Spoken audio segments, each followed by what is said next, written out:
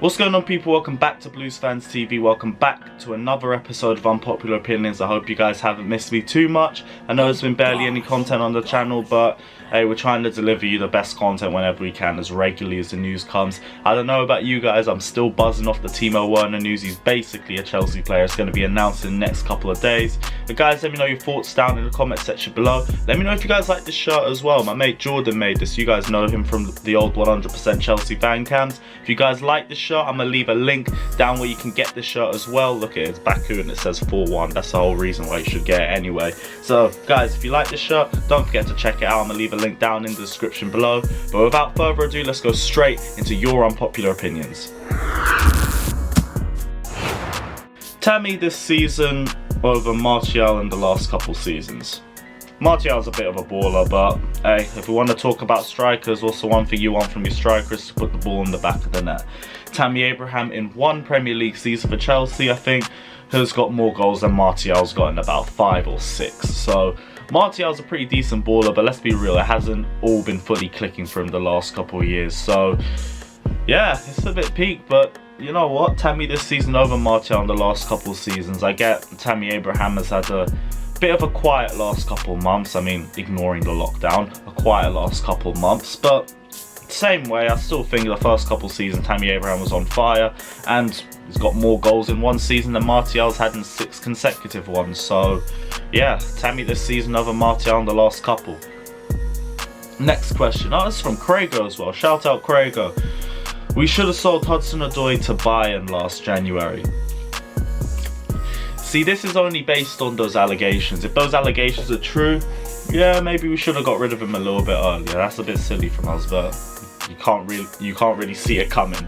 That's all I'm gonna say. But based on footballing ability, nah. We know exactly what Hudson-Odoi is capable of. We know exactly what Hudson-Odoi is going to bring to the team over the next couple years. I think it's a bit too early to say. I think Callum Hudson-Odoi has had a shaky first season back from that Achilles injury, but it is an Achilles injury. I feel like I'm repeating myself so many times I say it, but give him one season to come back. Give him just that one season. I will admit, maybe we could have loaned out Hudson-Odoi. I think I'll push it to that far, but selling Hudson-Odoi last January, unless these allegations are true, nah. I wouldn't agree with that either. Tammy will score 20 plus goals this season, next season. I mean, it's not that unpopular. I think it's more, how does he develop? Because like I literally said in the last couple questions, he has had a pretty quiet last couple months, and I think he has been overplayed a lot. Tammy Abraham has seen so much game time this season. He's already had 25 appearances this season. I think he's only missed 1 or 2 games for us in the Premier League this season. It's mostly him starting most of the Premier League games for us. I think, did we have Michi in a couple games? We had Michi in a couple games, but that United game just signifies I'm not going any further into it. Olivier Giroud should have had more game time, and I think if Olivier Giroud and Tammy Abraham switched positions a couple times throughout the season, I think he would have been a lot fitter, and I think he might have had even more goals to his name this season. I think I'd like to see Tammy Abraham have a bit more influence in terms of having shots outside the box, like developing his range of attacking threat. But inside the box, the guy's still clinical. His movement is amazing. He's got great aerial threat. I think he just needs to learn how to use it a little bit better as well. But I think with Tammy Abraham, he's obviously in the stage of development. So I think 20 goals next season. He's got 13 already this season. Yeah, you know what? I think he could get 20 goals this season. Personally, I think if the season didn't end, he probably would be on 20 towards at the end of this season anyway. But yeah, 20 plus goals next season, that's not even that bad. Let's go to the next question. Hey, it's Cameron. Oh, this is a guy I've missed having on fan cams. You know, Cameron, if you're watching this, I beg you come back, please. Seriously, I'm missing the discussions and everything, man. Half the people we talk to, I don't know what they're on about. If we had Lukaku in 13-14, we would never have won the league. I'll never get over us bottling the way we did. Luckily, it's never spoken about. Yeah, I agree. You said that, and the first thing I remembered was Jose's quote after we lost to Sunderland in the Premier League, and he said, we're the small horse in a 3-horse race and we're going to be the big horse next season. Now I get Jose was playing those Jose's a master of mind games, and he was saying the whole way through that season we're going to win the league next season because he knew the team that he would have next season. But did Jose saying all of that stuff in the press have a negative impact on his team? I'm not sure, because that was a great team bar the attack, and I think with the strikers that we had, Eto'o was decent. I wouldn't say we shouldn't have brought him. He had a lot of great moments for us. Fernando Torres, he had his moments as well that season, but they were much more few and far between. Demba Ba, I don't think he got a lot of game time. He had a couple moments. Sorry, that was coming out as well. He had a couple decent moments for us. He had obviously the goal against PSG, the goal against Liverpool, which no one is ever going to let a Liverpool fan forget about. But I think Lukaku still scored more goals than all 3 of them. I think Lukaku scored more league goals that season than all 3 of those strikers combined. And I'm thinking, well, why did we get rid of Lukaku?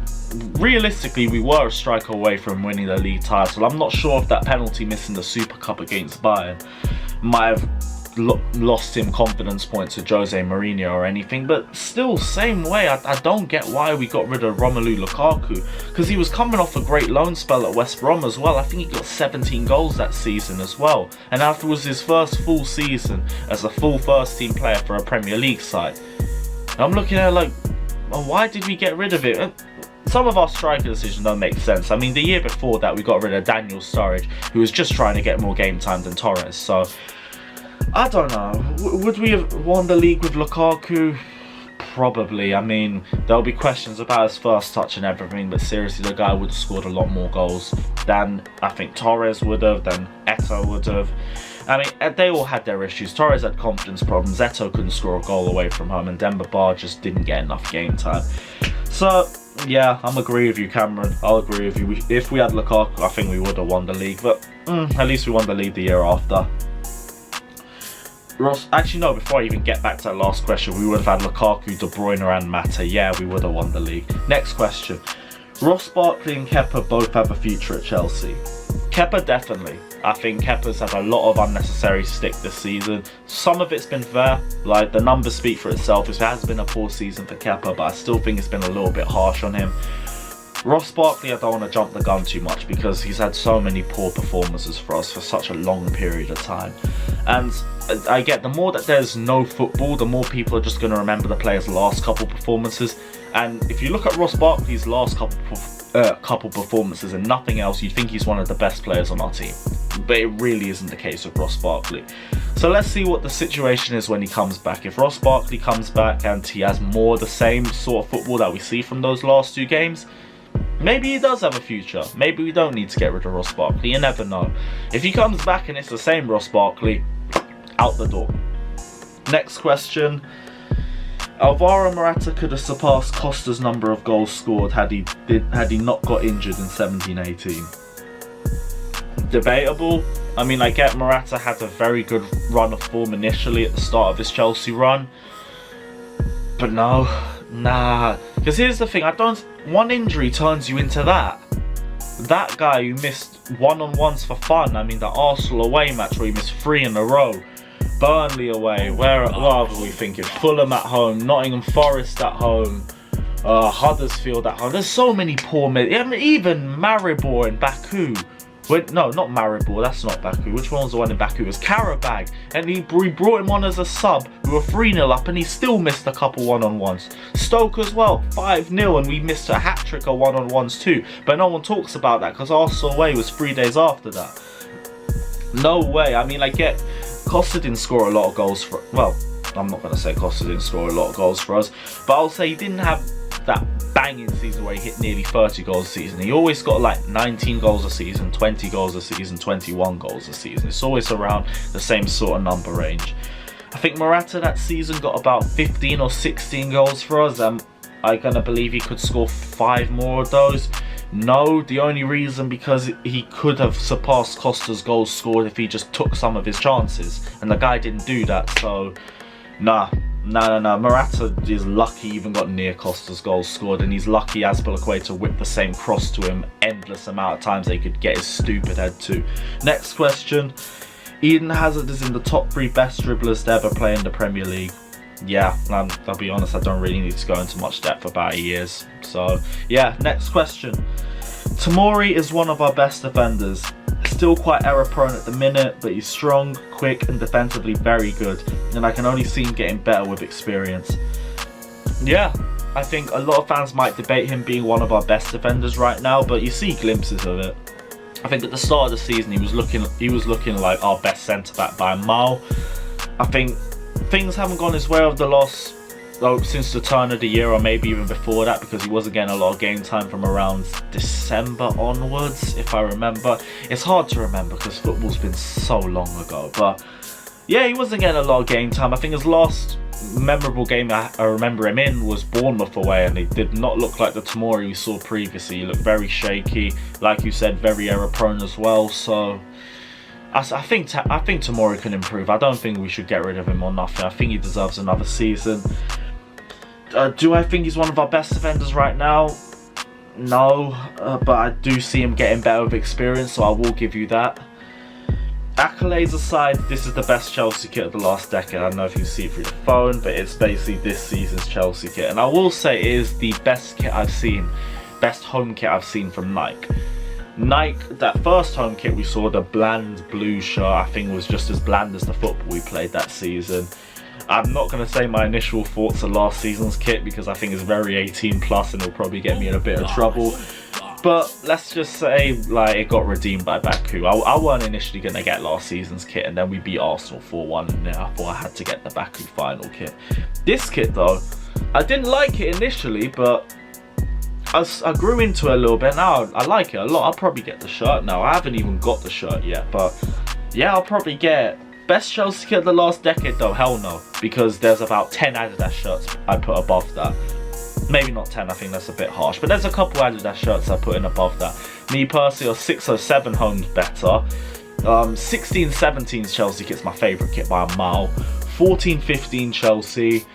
The 12-13 one with the gold stripes and everything else. 13-14 as well.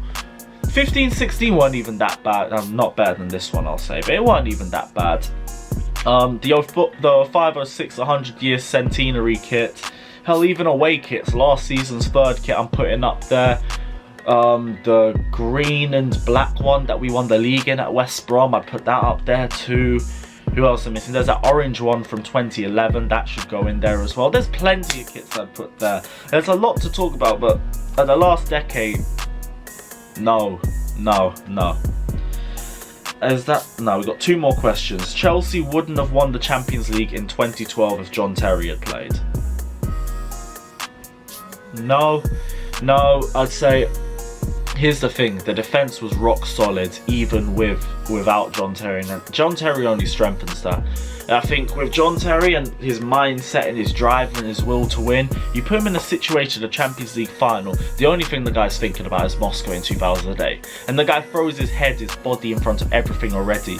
You think he isn't going to do that to some other mad sort of extent? I'm trying to describe a sentence or something he'd do that's crazy, but I can't really think of it off the top of my head. He probably put his head through another boot again. But yeah, Chelsea, if we won the Champions League without John Terry, I think with Chelsea, with John Terry, we probably would have won it still, maybe even won it in less time. The last question, am I the only one who actually likes the design of the new stadium? Don't get me wrong, I'd miss Stamford Bridge if we moved or changed it. There's a little look at it, I know the focus is a little bit bad, but I like the design in terms of the outside. The inside, no, it looks like a glorified Emirates. I don't like it. What was the thing with that new stadium? It was 17,000 extra seats that were being added, and the majority of them were corporate seats. You look at Stamford Bridge right now, there's only corporate seats around the east and the west side. That's not that bad. At least the shed's connected to each other and Matthew Harding's connected to each other, so we got some sort of atmosphere coming out of both ends. You do this where there's 3 tiers going all around the stadium, all across Matthew Harding, all across the shed. You've got this big middle tier of corporate seats blocking the upper tier of fans and lower tier of fans. We're just going to sound like the Emirates or the London Stadium or something else like that. Realistically, I get we need a bigger stadium because we're a bigger club now and we need that sort of income coming in. But all them corporate seats at the cost of what? a more loss of an atmosphere compared to an atmosphere that isn't even there to begin with. I think I'd like to see new designs coming out, and literally all I'm thinking is, low-key, we could just, I don't want to say copy Tottenham, but tweak their ideas a little bit. I think the idea for a cop end that they had was brilliant, and that's something we should be trying to do as well. I mean, the fact that they have corporate seats in the cop end as well is stupid, and it's so Tottenham even thinking about it. But why can't we make a cop end and we just don't put corporate seats in there? Because the whole point is that that's where the atmosphere is meant to be coming from. We can look at what Tottenham's done right in this situation, what Tottenham's done wrong, and do it better. That's what I think. But me personally, I'm glad that these plans have now been cancelled, because we ain't moved on them for long enough, and hopefully we can build something that keeps a lot more of the atmosphere in, because that's something that we really need to try and do. More of these stadiums that get built the same bowl-like structure, the more the atmosphere seems to fade away in these home crowds. So me personally, change the design, that'd be a bit more favourable to it. But guys, let me know your thoughts down in the comment section below. Let me know if you agree or disagree with any of my opinions, or you think I just chatted shit for about 16 minutes. Let me know down in the comment section too. Leave any unpopular opinions you have down in the comment section below. I know I've said I need to start looking through those unpopular opinions, so I'm going to start doing that for the next video as well. Don't forget to like and subscribe to my personal channel, Carefree Lewis G, and we'll see you guys very, very soon. Take care, up the Chels.